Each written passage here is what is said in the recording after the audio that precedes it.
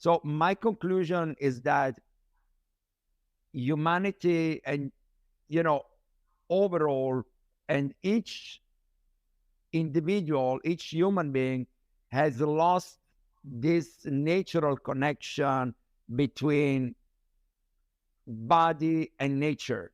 You see, and so this is due to many factors.